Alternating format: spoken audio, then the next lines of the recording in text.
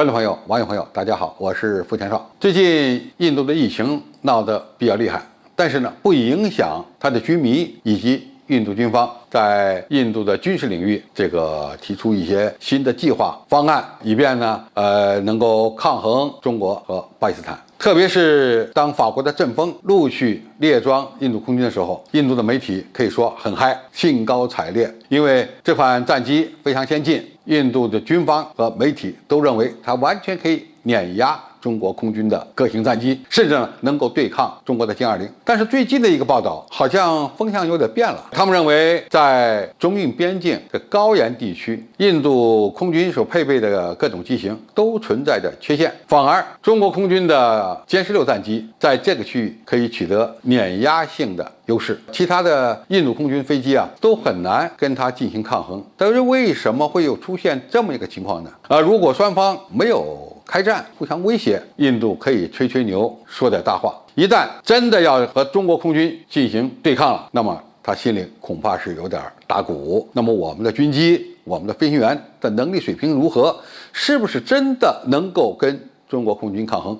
那么一旦吃了败仗，怎么跟媒体交代？因此呢，他们现在有点转向，是认为部署在中印边境上的印度军机很难和中国的歼16进行1对1的抗衡。首先举了一个例子，部署在中印边境地区的印度空军的米格29，无论是它的大小、平台、作战能力和歼16呢，都存在着比较大的差距。那么这个评述应该说还是中肯的，不要说印度的米格29和中国的歼16抗衡了，即使是在俄罗斯空天军里面，米格29的改进型和苏27、苏30的改进型也不是一个档次的机型。首先，米格29系列战机它的个头小，航程短，载弹量呢也不足，那么在和苏27、苏30进行模拟对抗时，往往会居于下风。它的优势就是相对比较便宜，机动性呢也不错，出口的前景相对来讲还行。但是到了印度空军，米格29就存在着比较大的问题了。一个，这款战机引进的时间比较长，而且呢是早期型号，尽管经过了升级，但是很多地方不到位。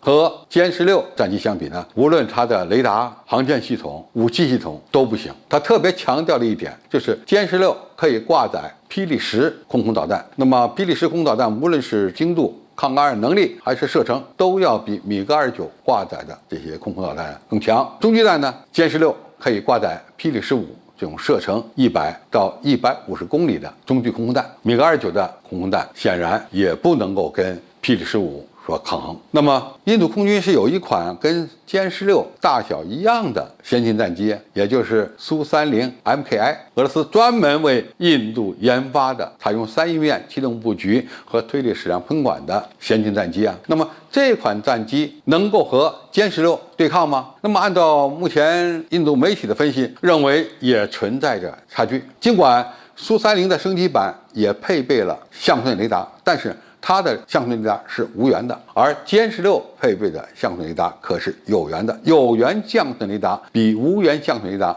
要高一个档次，无论是探测距离、抗干扰能力，多功能的有源相控阵雷达都要更先进一些。那么机动能力两者应该差不太多，尽管它有了推力矢量喷管，好像近距格斗的能力更强一些，但是在中距空战这个范围内它又吃亏了，因为雷达探测距离不够远，导弹的射程也差很多。比如说它现在的主力空空导弹是 R77 和我们的霹雳15比，射程差了一半，那么在中距空战过程中那就要大大吃亏，可能歼16更远距离就能发现敌方目标，而且呢尽早发射空空导弹，先敌发现，先敌攻击，那么在空战中就会占有绝对的优势。即使是在近距格斗状态下，光靠推力矢量技术改善的机动性有多大用处呢？你的机动能力能够超过近距格斗导弹吗？霹雳10近距格斗导弹的最大机动过载是60个 G， 那么一旦被它抓住，恐怕很难逃生。那么印度空军目前还有一款战机，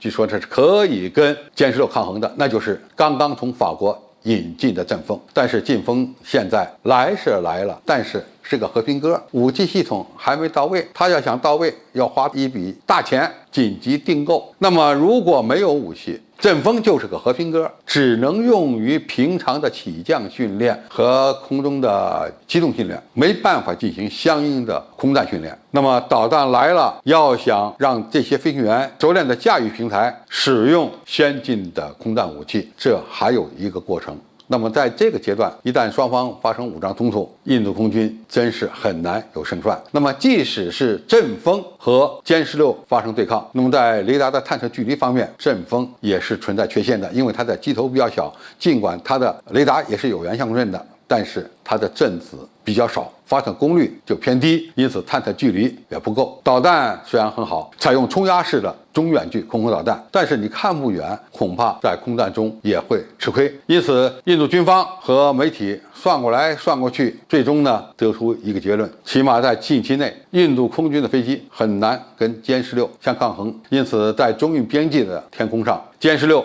目前具有压倒性的优势。那么这个优势它怎么破解？这恐怕还需要花更多的钱去买更先进的武器，才有可能实现。好，今天介绍就到这里，谢谢大家收看。感兴趣的朋友，我们可以在下面的留言区留言交流讨论。我们下期再见。